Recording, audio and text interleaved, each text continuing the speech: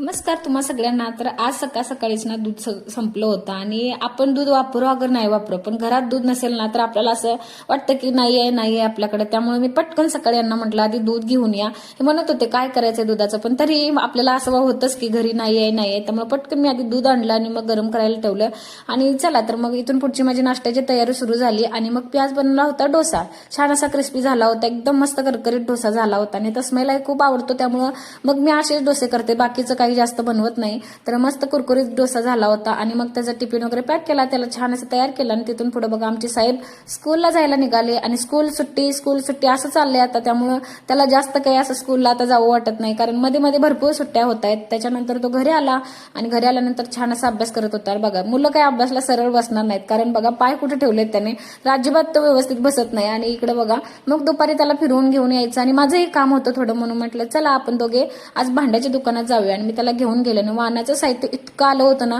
भरपूर पद्धतीचे होते। इथे थोडी अडचण होती, त्यामुळे मला जास्त काही शूट नाही घेता आलं। ह्या भरण्या मी आता कशासाठी घेतल्यात तुम्हाला पुढे दिसेलच, मी ह्या भरण्या का घेतल्यात तर मी या दोन अशा पद्धतीच्या घेतल्या।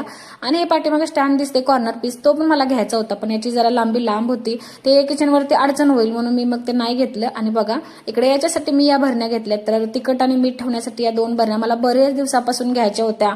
प्लास्टिकच्या डब्यामध्ये मला हे दोन्ही ठेवायचं नव्हतं, पण तसमे म्हणजे हात लावेल फोडेल वगैरे म्हणून मी घेतल्या नव्हत्या, पण आता फायनली घेतल्या। आणि इकडे बघा मी तस्मेकडे खायला मागत होते, मुलं असंच करतात की खाऊन झाल्यानंतर बघा अगदी थोडासा पीस त्याने दिला। चला प्रत्येकाच्या घरी म्हणजे सगळ्यांच्या घरी असंच असेल। चला भेटत पुढच्या ब्लॉगमध्ये, तोपर्यंत सगळ्यांना बाय आणि चॅनेलला सबस्क्राईब करून घ्या।